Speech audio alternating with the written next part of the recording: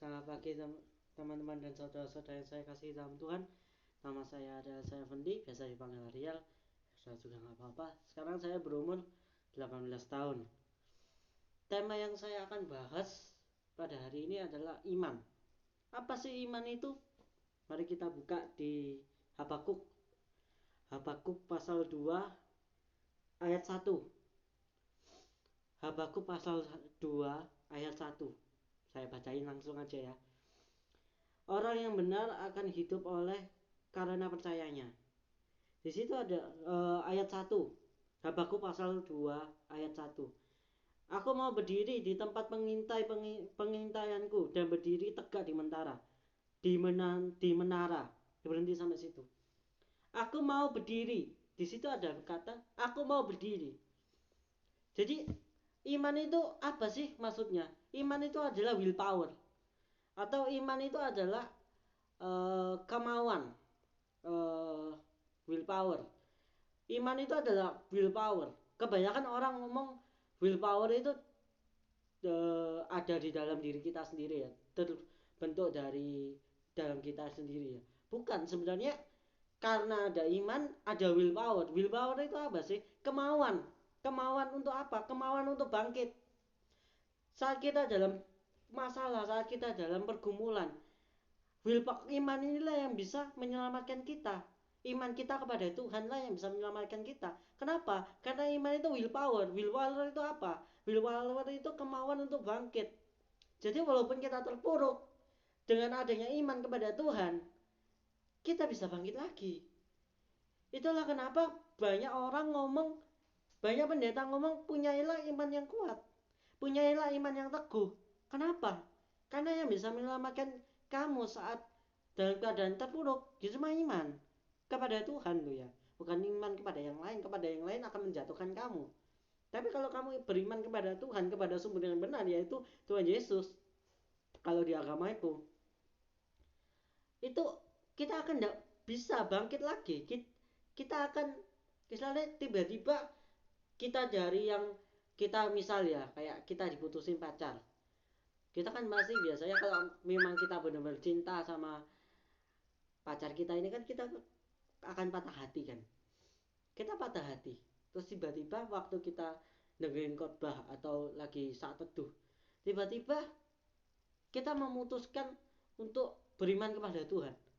Tiba-tiba lagi kita berani keluar dari rumah kita, berani keluar dari kamar kita, dari yang sebelumnya kita benar-benar menutup diri dari manusia yang di sekitar kita, dari orang tua kita, dari saudara kita nggak mau berbicara kepada mereka, sampai kita mau berbicara kepada mereka lagi. Itu iman itu. Jadi iman itu bukan kepercayaan. Iman itu kekuatan yang memampukan kita untuk bangkit kembali. Itu yang pertama. Yang kedua, gimana sih caranya kita supaya bisa mendapat iman yang teguh? Kita baca di Habakuk pasal 1 ayat 12. Habakuk pasal 1 ayat 12. Bukankah engkau ya Tuhan, dari dahulu Allahku yang maha kudus, tidak akan mati kami? Yang pertama, bukankah engkau ya Tuhan? Sebentar. Tak bukain dulu catatannya. Sebentar. Sorry agak ini ya. Nah, poin yang pertama. Mana ini? Poin yang pertama. Nah, poin yang pertama, pengenalan akan Tuhan. Kita harus mengenal kepada Tuhan. Iman itu bukan oh aku tahu Tuhan itu siapa, bukan. Tapi mengenal Tuhan itu siapa, Tuhan itu apa, Tuhan itu apa dalam kehidupan kita, itu kita mengenal. Saya kasih satu contoh. Misal kita contoh dari kehidupanku sendiri ya. Aku dulu orang berdosa. Aku dulu suka nonton video porno, berdusta pernah, saksi dusta pernah, banyaklah dosaku. Eh, Bahkan mungkin aku lebih kotor daripada semua yang mendengarkan sharing saya ini, mungkin ya. Eh, Terus tiba-tiba aku mendengarkan suatu khotbah.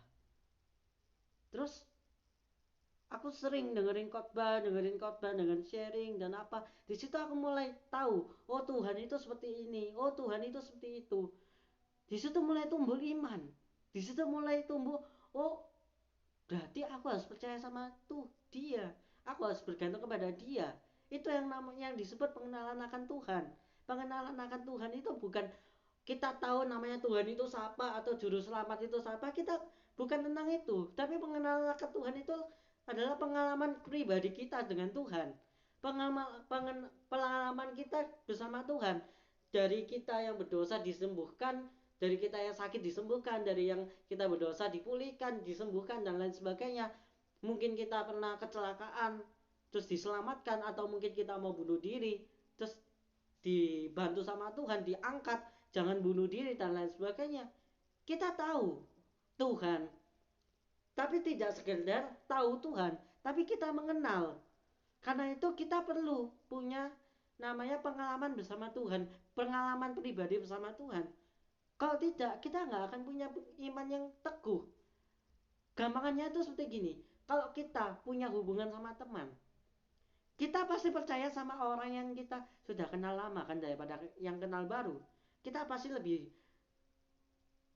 gampang untuk sharing ke orang yang kita sudah kenal lama daripada orang yang kenal baru. Mungkin ada beberapa orang yang seperti saya, yang sama semua orang sharing nggak apa-apa, tapi kebanyakan orang, populasi di dunia ini itu kebanyakan mereka lebih percaya kepada orang yang dekat, orang yang sudah lama kenal. Sama seperti Tuhan, iman itu tumbuhnya itu dari pengenalan akan Tuhan.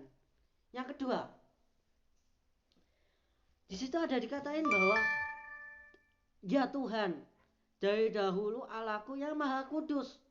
Yang kedua, moral Tuhan atau moral Allah yang kudus dan sempurna. Kita jangan mempertanyakan Tuhan. Kita jangan, waktu kita doa terus gak dijawab sama Tuhan, jangan mempertanyakan itu. Jangan mempertanyakan Tuhan kenapa doaku gak dijawab. Jangan mengutik-ngutik kedaulatannya Tuhan. Bahkan biarkan Tuhan berdaulat atas hidup kita. Di situ nanti mulai ada tanda-tanda. Karena kalau Tuhan enggak, karena doa itu ada tiga kalau sama Tuhan itu. Yang pertama iya, yang ketiga, yang kedua tidak, yang ketiga itu mungkin. Yang pertama ya, maksudnya apa? Ya benar, yang kamu didoa itu akan dikasih sama Tuhan. Yang kedua tidak, yang kamu doamu ini tidak akan dikasih Tuhan. Yang ketiga itu mungkin, mungkin ya mungkin tidak, tapi kita nggak dapat jawabannya langsung. Ya ini yang namanya menantikan jawabannya Tuhan. Tapi di dalam ketiga ini Tuhan masih bertanggung jawab. Tuhan pasti kasih tanda-tanda atau air atau suara suam-suam. Kok suam-suam, suara basah-basah dikit gitu. Kayak misalnya tiba-tiba waktu kita doa tiba-tiba ada yang ngomong atau timbul timbul perasaan atau apa dalam hati kita, itu tanda dari Tuhan. Jangan abaikan itu. Yang ketiga, habis suaraku. Tidak akan mati kami. Yang ketiga itu adalah karakter Allah yang tidak pernah berubah. Maksudnya apa karakter Allah yang tidak pernah berubah? Kan memang Allah nggak pernah berubah dari dulu sampai sekarang, Real. Kita harus tahu karakternya Allah itu seperti apa. Gak ada hubungannya sama yang pertama, yaitu kita harus mengenal sama Allah. Kalau kita sudah mengenal, kita akan mengerti bahwa Tuhan itu nggak akan mengkhianati kita. Tuhan nggak akan tiba-tiba di tengah jalan kita ditaruh blek sampai nggak bisa apa-apa, walaupun kita nggak bisa apa-apa sama Tuhan ditinggal, itu nggak akan seperti itu. Tuhan pasti menyertai kita. Jadi intinya dari sharingku itu gini, kita iman itu yang pertama, iman itu bukan kepercayaan kepada Tuhan, tapi iman itu adalah kekuatan untuk kita bangkit dalam masalah atau menghadapi dunia ini. Yang kedua, kita harus punya iman yang teguh. Ketiga, gimana caranya punya iman yang teguh? Yang pertama, kita harus mengenal Tuhan itu siapa. Yang kedua, kita harus membiarkan Tuhan berdaulat atas kehidupan kita. Gampangannya itu seperti itu. Yang poin kedua itu. Yang ketiga itu kan tadi karakter Allah yang tidak pernah berubah. Jadi intinya itu eh, kita harus kita harus percaya Tuhan itu nggak akan berubah, dan memang Tuhan itu nggak akan berubah. Ya, sekian dari saya, terima kasih, maaf kalau misalnya ada kata yang tidak dimengerti, silakan komen di bawah. Ya, terima kasih.